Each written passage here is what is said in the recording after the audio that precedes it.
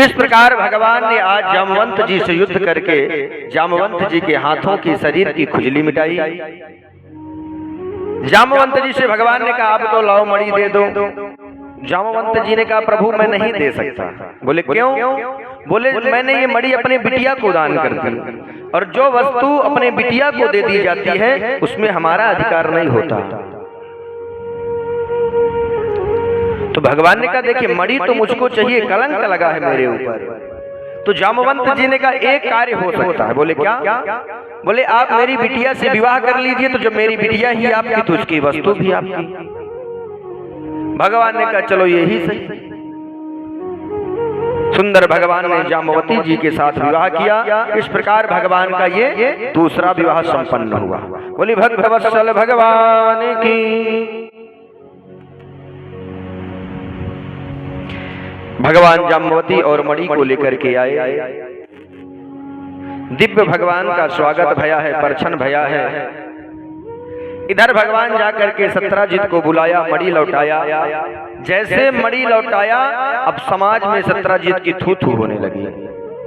अच्छा, समाज की हवा बहुत जल्दी बिगड़ जाती है। अभी कुछ दिन पहले यही समाज भगवान को चोर कह रही थी कि हम तो जानते हैं ये कृष्ण बचपन का चोर है, यही चुराया होगा। अब यही समाज कहने लगी ये सत्राजित मूर्ख था, वो द्वारिकाधीश जिनके इतने बड़े ठाठ माखन मिश्री चुराना अलग विषय है, उनको किस वस्तु की कमी है कि वो चोरी करेंगे। हम जानते थे कि ये कुछ गड़बड़ किया है। तो समाज की ऐसी स्थिति है, जैसे पार्टी दूसरी आई हम आप उसी का झंडा लिए। तो समाज तो बिना पेंदी का लोटा है साहब, किधर ढनक जाए कोई भरोसा नहीं। अब महाराज सत्राजित लज्जित हो गया, अब कैसे बचे? तो सत्राजित ने कहा प्रभु मैं जी नहीं पाऊंगा। तो भगवान ने कहा क्या करूं भैया? मर जाओगे तो फिर मुझे कलंक लगेगा कि मेरी वजह से मर गए। बोले प्रभु एक काम करिए, आप मेरी पुत्री से विवाह कर लीजिए तो हमारी आपकी रिश्तेदारी हो जाएगी, तो लोग हमसे डरेंगे और हमको कुछ नहीं कहेंगे। भगवान ने कहा चलो ये भी ठीक। इस प्रकार से सत्राजित की पुत्री सत्यभामा के साथ भगवान का तीसरा विवाह हुआ और सेवंतक मणि भगवान को प्राप्त भई। भगवान ने कहा देखो ये सेवंतक मणि मैं नहीं लूंगा, इसके चक्कर में बड़ा लफड़ा हुआ। ये लफड़ा वाली वस्तु मुझे नहीं चाहिए। पुत्री को तुम्हारे ले रहा हूँ, विवाह कर ले रहा हूँ, लेकिन मुझे सेवंतक मणि नहीं चाहिए। बोला नहीं प्रभु ये तो आपको रखना पड़ेगा। तो भगवान ने कहा एक काम करो, मणि तुम रखो और जो इसका सोना है वो हमारी राजकोष में पहुंचाते। इस प्रकार से भगवान का तीसरा विवाह संपन्न भया। एक दिन भगवान अर्जुन के साथ बीच बीच में अर्जुन कृष्ण भगवान से मिलने आते रहते थे। तो अर्जुन आए थे, अर्जुन के साथ भगवान ब्रज में घूम रहे थे, मथुरा में भ्रमण कर रहे थे, द्वारिका में। तो जब द्वारिकाधीश भगवान के साथ अर्जुन भ्रमण कर रहे थे तो यमुना के तट पर एक सुंदर स्त्री दिखाई। भगवान ने अर्जुन से कहा जाकर देखो भाई ये क्यों बैठी है अकेले यहाँ पर? सायंकालीन का समय, इस प्रकार बैठना ठीक नहीं है। अर्जुन आए, हाथ जोड़ करके पूछा अरे देवी आप कौन हो, आप क्यों बैठी हैं? तब वह स्त्री कहती है मैं कौन हूं? अहम देवस्व सवितुर्दुहिता पतिमिच्छति विष्णु वरेण्यं वरदं तपः परममासितः। अहम देवस्व सवितुर्दुहिता, मैं सविता की दुहिता हूँ, अर्थात सूर्य की पुत्री हूँ। मेरा नाम कालिंदी है और मैं भगवान वासुदेव नंदन को, वसुदेव नंदन द्वारिकाधीश को पति रूप पाने के लिए यहाँ पर अनशन कर रही हूँ, तपस्या कर रही हूँ। अर्जुन आए और भगवान से कहे तुम्हारे तो शुक्र बड़े मजबूत हैं। अर्जुन ने कहा अरे द्वारिकाधीश, हे पार्थ आपके ग्रह बड़े मजबूत हैं, यहाँ एक में आफत है, आपकी तो देखिए 3 हो गए, चौथे का नंबर है। बोले मतलब? बोले आपसे विवाह के लिए बैठी है। भगवान ने कहा चलो इस प्रकार भगवान का चौथा विवाह हुआ कालिंदी के साथ। बोली भक्तवत्सल भगवान की। ये यमुना मैया ही कालिंदी है। अब यमुना का विषय आया तो ये बात याद आ गई कि हमने कहा था कि यमुना में उफान क्यों आया ना, तो बता देते हैं, यहाँ से कथा भी विश्राम हो जाएगी, फिर चर्चा रह जाएगी। तो यही माता कालिंदी, जब भगवान का जन्म हुआ, भगवान मथुरा से गोकुल जा रहे थे वसुदेव जी के साथ। तो वसुदेव जी जैसे यमुना में प्रवेश किए, माता यमुना में जोर जोर से हिलोर आने लगी, उफान मारने लगी। यमुना में इतना अद्भुत बाढ़ आया कि बाबा की दाढ़ी तक डूब गई। बाढ़ क्यों आया? संत जन भाव प्रकट करते हैं कि मानो यमुना महारानी जानती हैं कि मेरे प्रियतम हैं, ये मेरे पतिदेव हैं, तो मैं एक बार अपने पतिदेव को निहार तो लूं कि दिखने में कैसे हैं, जिनसे मुझे विवाह करना है, मैं एक बार उनके बारे में देख तो लूं कि दिखते कैसे हैं।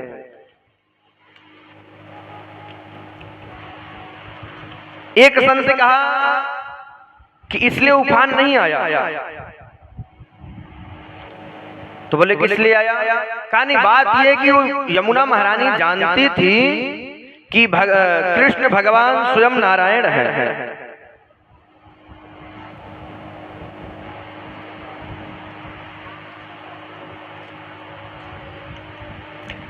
तो यमुना जी ने सोचा कि भगवान पधारे हैं तो कम से कम उनके चरणों का स्पर्श करके मैं भी धन्य हो जाऊं,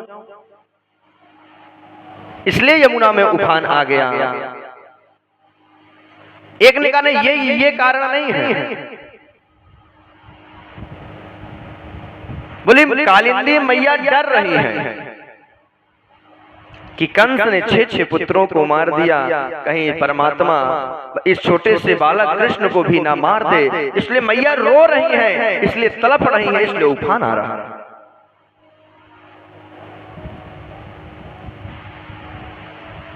एक ने कहा ये कारण नहीं है। बोली आज मैया कालिंदी सोच रही हैं कि मेरे पतिदेव अब इतने छोटे हैं और अपनी मैया से दूर हो रहे हैं, इनका लालन पालन कैसे होगा, इनको दूध मिलेगा कि नहीं मिलेगा, इस बात को सोच करके दुखी हो करके उथल पुथल कर रही हैं।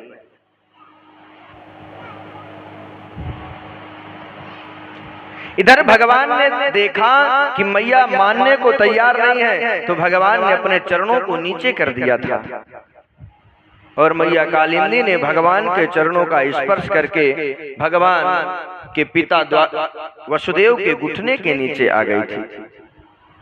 तो संतों ने अपने अपने भाव दिए। इस प्रकार मैया कालिंदी के उफान का कारण बना। यही माता कालिंदी आज भगवान को पति रूप में प्राप्त किए हैं। इस प्रकार भगवान का चौथा विवाह हुआ। आगे सुखदेव महाप्रभु राजा परीक्षित से कहते हैं, राजन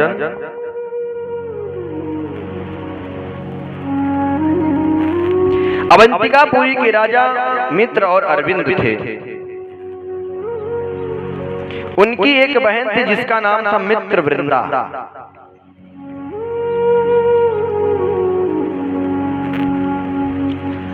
मित्र और अरविंद अपने राजनीतिक लाभ के लिए अपनी बहन मित्रवृंदा का विवाह दुर्योधन के साथ करना चाहते थे,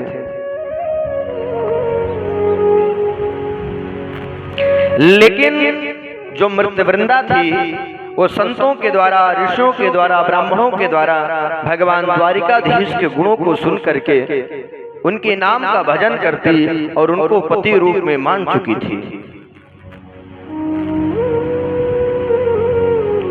आज मित्रवृंदा ने ध्यान लगा करके भगवान को पुकारा, प्रभु अगर मेरे स्वयंवर में आप नहीं आएंगे तो मैं अपने प्राण को त्याग दूंगी।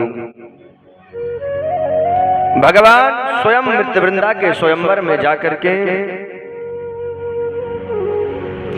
किसी के विरोध की परवाह न करते हुए मृत्यवृंदा के गले में वरमाला डाल करके मैया मृत्यवृंदा को लेकर के भाइयों से विरोध करते हुए द्वारिका में आए हैं। इस प्रकार भगवान का पंचम विवाह संपन्न हुआ।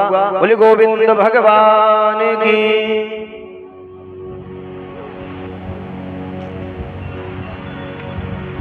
भगवान का छठा विवाह कौशल नरेश नग्नचित की बेटी सत्या देवी से भया। महाराज नग्नचित ने अपनी बिटिया के विवाह के लिए एक शर्त रखी कि जो व्यक्ति एक साथ मेरे सातों बैल को नाथ देगा, बांध देगा, मैं उसके साथ अपनी पुत्री सत्या देवी का विवाह करूंगा। सारे राजा परास्त हो गए। माता सत्या देवी रोने लगी, मैं कुमारी ही मरूंगी। भगवान आए और 7 रूपों से सातों बैलों को नाथा और भगवान का सत्या देवी के साथ पाणी ग्रहण संस्कार हुआ। इस प्रकार भगवान का छठा विवाह हुआ।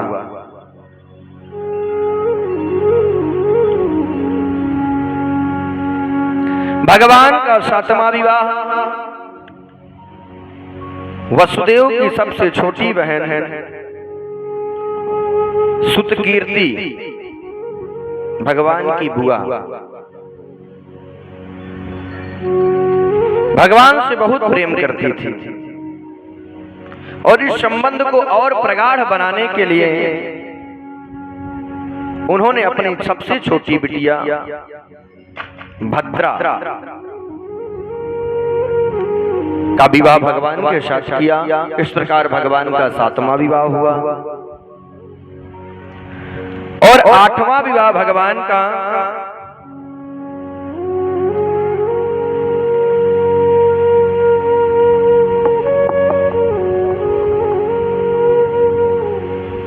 लक्ष्मणा नामक कन्या के साथ हुआ। राजा परीक्षित ने कहा, प्रभु लक्ष्मणा के साथ भगवान का विवाह कैसे हुआ? बोले एक बार भगवान जल में घूमती हुई मछली का छेदन किया और लक्ष्मणा के साथ पाणी ग्रहण संस्कार किया। शीशे में देख करके और जल में घूमती हुई मछली का बाणों से छेदन किया, जिसके कारण भगवान का लक्ष्मणा के साथ विवाह हुआ। इस प्रकार भगवान का 8 विवाह संपन्न हुआ और एक साथ एक ही मंडप पर 16,100 विवाह भगवान के और भय। इस प्रकार भगवान के 16,108 विवाह भय। बोली भक्त वत्सल भगवान की। तब राजा परीक्षित ने कहा, प्रभु ऐसा कौन सा कारण बना कि 16,108 एक ही बार में, और इतनी स्त्रियां मिल कहां से गई? यहाँ एक में तो आफत है। हाँ, यहाँ एक में आफत है और 16,108 कहां से आ गई? एक के लिए तो सारे देवता पूजे जा रहे हैं। बोली गोविंद भगवान की। तो सुखदेव महाप्रभु राजा परीक्षित से कहते हैं, राजन, पृथ्वी पर असुरों का अत्याचार बढ़ा। एक भूमि पुत्र भूमि से उत्पन्न दैत्य था जिसका नाम था भौमासुर।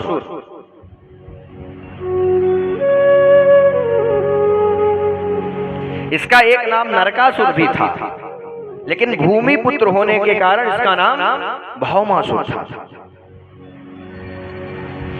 भौमासुर ने संकल्प लिया कि मैं 16,108 स्त्रियों का एक मंडप में एक साथ विवाह करूंगा राजकुमारियों से। इस संकल्प को पूर्ण करने के लिए वो पूरे विश्व में राजाओं से युद्ध करता, उनसे युद्ध जीतता और उनके घर में जितनी कन्याएं होती कुमारी सबको उठा लाता और एक ही बंदी गृह में फेंक देता। ऐसे करते करते 16,100 की संख्या पूरी हो गई। अब राजकुमारियों का डर बढ़ गया कि 8 की संख्या बची है, कभी भी पूरी हो सकती है। इधर भगवत कृपा से नारद जी आज आए और नारद जी से राजकुमारियों ने अपनी सारी व्यथा बताई कि प्रभु जाकर के द्वारिकाधीश को पुकारिए, बुलाइए, हमारे प्राणों की रक्षा करें। नारद जी आए, द्वारिकाधीश भगवान कृष्ण से सारी बात बताई। भगवान ने कहा चलो ठीक है, इसकी व्यवस्था की जाएगी। भगवान आज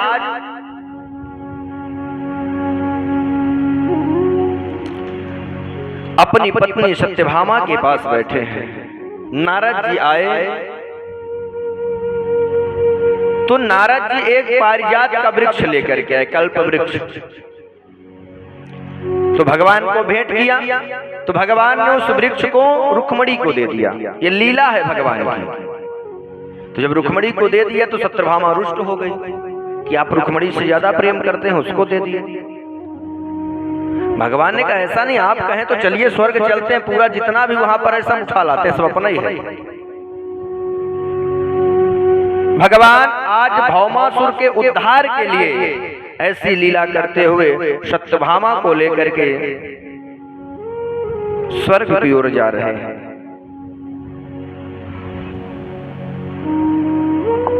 जाते जाते रास्ते पर गरुड़ के साथ भगवान उस स्थान पर पहुंचे जहां पर भौमासुर रहता था। उस नगर का नाम था प्राग ज्योतिषपुर।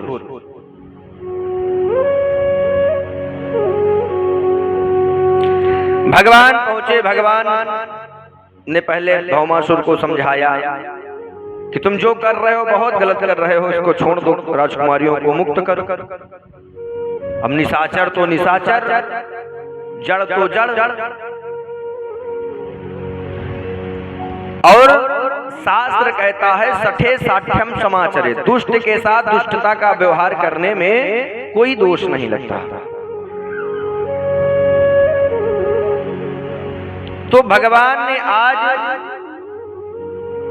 युद्ध करना प्रारंभ किया। तो पहले भगवान का युद्ध हुआ मुर नामक दैत्य से, जिसके 5 फन मुख थे।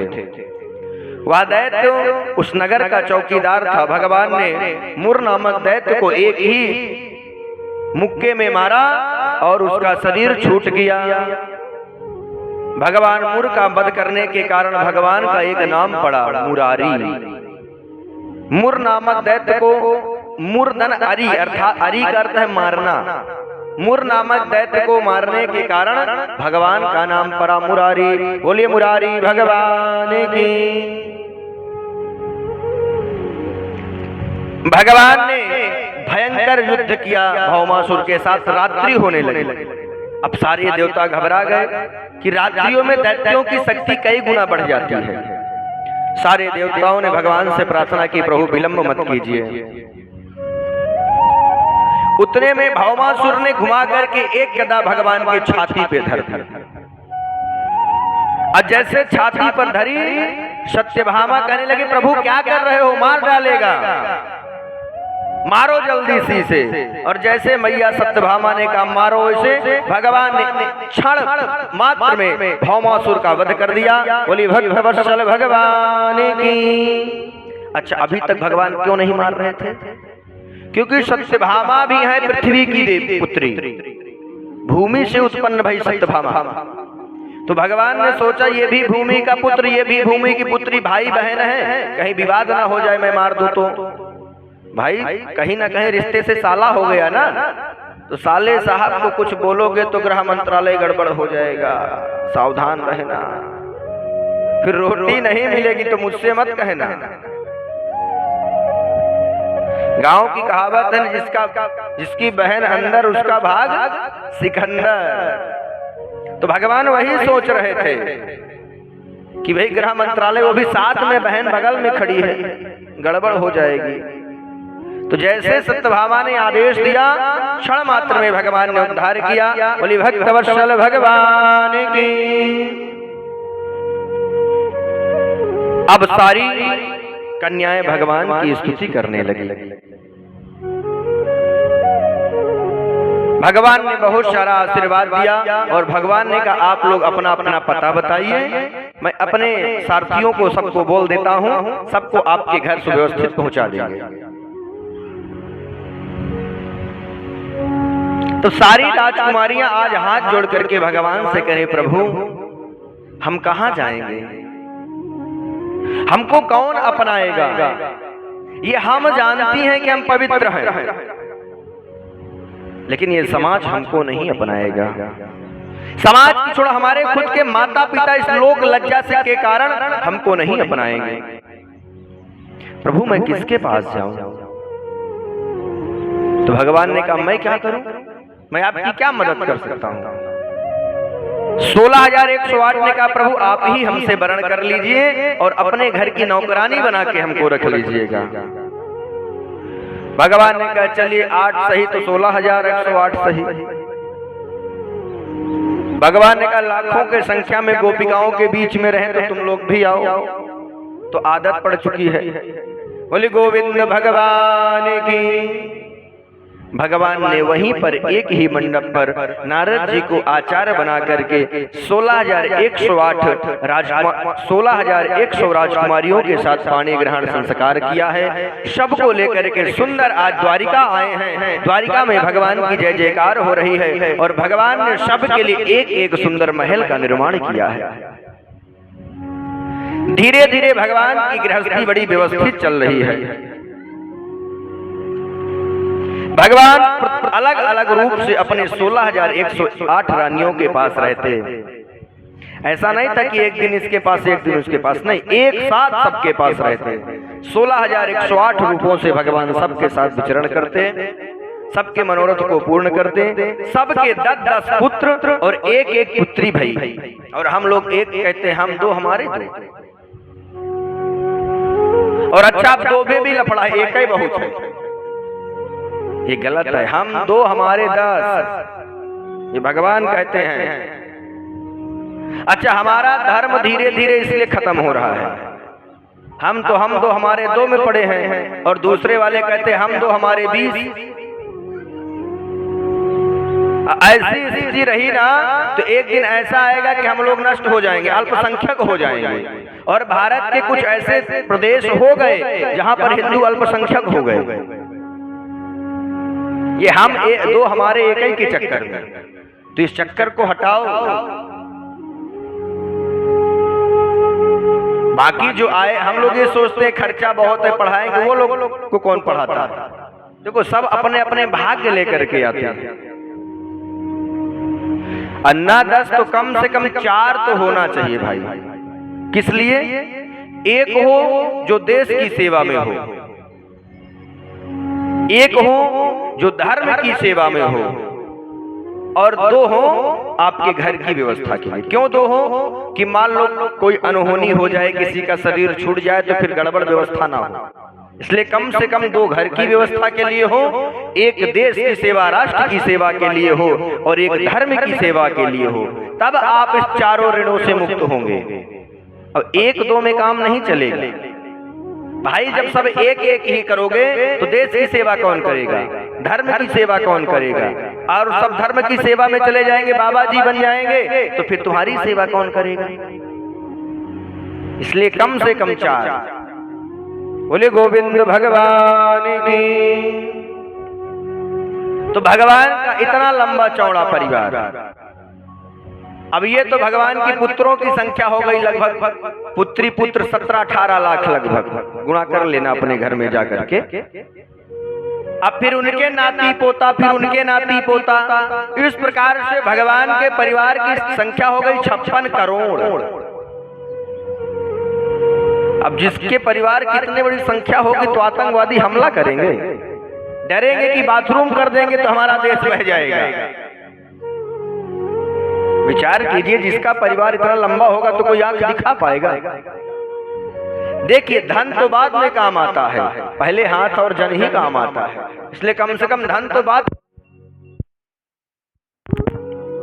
बोली गोविंद भगवान की। कम से कम जन से तो मजबूत रहो। तो इस प्रकार भगवान दिव्य अपने परिवार का लालन पालन करते, दिव्य व्यवस्था चलती, पूरे परिवार में आनंद था। एक दिन भगवान सोच रहे हैं कि मेरी सब रानियों से तो मेरी खटपट कभी कभी हो जाती है, लेकिन ये मेरी रुक्मिणी आज तक कभी मुझसे नाराज ही नहीं हुई। आज भगवान आकर के माता रुक्मिणी को परेशान करने लगे। बोली रुक्मिणी मुझे ऐसा लगता है तुमने मुझसे विवाह करके बहुत बड़ी गलती कर दी और अभी भी कुछ नहीं बिगड़ा है। अभी भी तुम चाहो तो, ये आजकल चल गया डिवोर्स, तलाक, तुम चाहो तो अपने अपने पिता के घर जा सकती हो। विचार कीजिए, कोई पति यह बात अपनी पत्नी से तब कहे जब 11 बच्चे हो जाएं, बच्चों के बच्चे हो जाएं, तो उस पत्नी को कैसा लगेगा। जैसे भगवान ने इतना कहा तो माता रुक्मणी को चक्कर आ गया, बेहोश हो गई, डर गई, घबरा गई कि मुझसे कौन सी इतनी बड़ी गलती हो गई कि भगवान ऐसा कह रहे हैं। भगवान आज जैसे मैया गिरने लगी चक्कर खा करके, भगवान ने अपना दाहिना हाथ लगाया, बाएं हाथ से संभाला, बिस्तर पर लेटाया और अपने हाथ से आज पंखा करने लगे। जैसे मैया को होश आया, भगवान ने कहा रुक्मणी मैं मजाक हास्य परिहास से कर रहा था, तो मैया रुक्मणी हास्य करने लगी। नहीं, आप हास्य नहीं करते, आप ठीक कह रहे हैं, हमारा आपका कोई मेल नहीं है।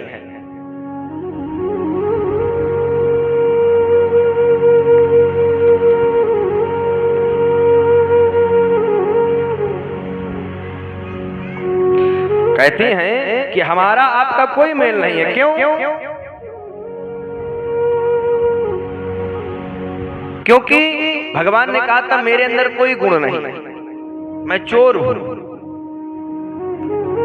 तो मैया ने कहा कि हाँ आपके अंदर कोई गुण नहीं है, काम क्रोध लोभ मोह मद मात्सर्य इस प्रकार के गुणों से तो मैं भरी हूं। आप तो निर्गुण हैं, आप तो गुणातीत हैं, गुण आप बनाते हैं, आपसे थोड़ी गुण आता है। आप सही कहते हैं। भगवान ने कहा मैं चोर हूं। भगवान ने कहा, मैया ने कहा हाँ आप चोर हैं। भगवान ने कहा सही मैं चोर हूं। बोले हाँ हैं। बोले क्या? बोले आप प्राणियों के पापों को चुराते हैं। इस प्रकार से भगवान मैया रुक्मणी के साथ दिव्य लीला कर रहे हैं। अयम ही परमो लाभो गृहे सुगुरुमेधिनाम। भगवान की वह गृहस्थी परम आनंद के साथ व्यतीत हो रही है। भगवान की ऐसी गृहस्थी को देख करके एक दिन नारद जी भी मोहित हो गए हो। नारद जी सोचे कि भगवान अकेले इतनी बड़ी गृहस्थी को कैसे चलाते होंगे। नारद जी आए और जिस कमरे में जाते, जिस रानी के पास जाते, भगवान को वहीं पाते। नारद जी भागते भागते थक गए, माथा चकरा गया और भगवान को प्रणाम किया, आपकी माया को हम नहीं समझ पाएंगे, और प्रणाम करके भाग गए। इधर एक दिन भगवान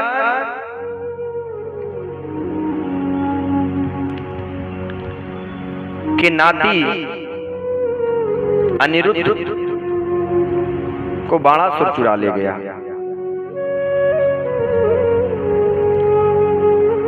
बाणासुर की पुत्री उषा देवी एक दिन स्वप्न देखी और एक अद्भुत पुरुष को देखा, और उस पुरुष को देख करके मोहित हो गई। प्रातः काल भई,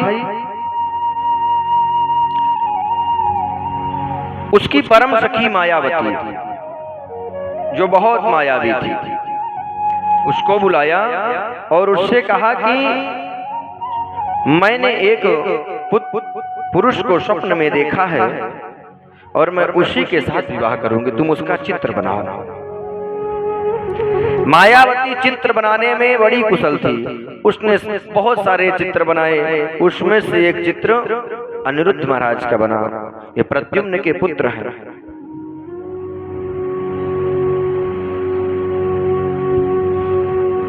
इधर जैसे उषा ने पहचाना कि हाँ ये यही है, उषा ने कहा ये मुझे चाहिए। मायावती माया का भेष धारण करके द्वारिका आई और भगवान के पौत्र अनिरुद्ध को चुरा करके बाणासुर के नगर में रख दिया।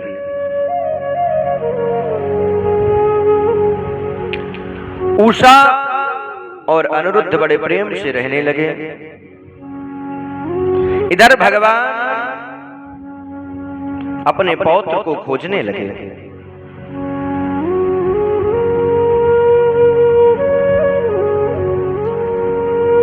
खोजते खोजते भगवान को पता चला कि मेरे पुत्र, मेरा पौत्र तो बाणासुर के घर में है। एक दिन अनिरुद्ध को पता चल गया कि ये बाणासुर दैत्य मेरे परिकरों का दुश्मन है। तो अनिरुद्ध को क्रोध आ गया और अनिरुद्ध बाणासुर से अकेले लड़ने लगे।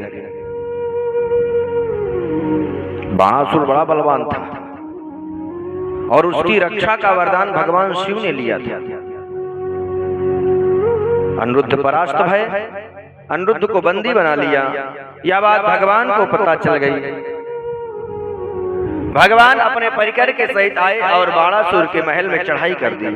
भयंकर युद्ध हुआ, बाणासुर परास्त होने लगा और जैसे परास्त होने लगा भगवान शिव प्रकट हो गए। बोले शंकर भगवान की। भगवान शिव आज भगवान से युद्ध करने लगे। भगवान कृष्ण ने कहा प्रभु ये तो गलत बात है, हम आपसे युद्ध कैसे करें। भगवान शिव ने कहा प्रभु मैं विवश हूं।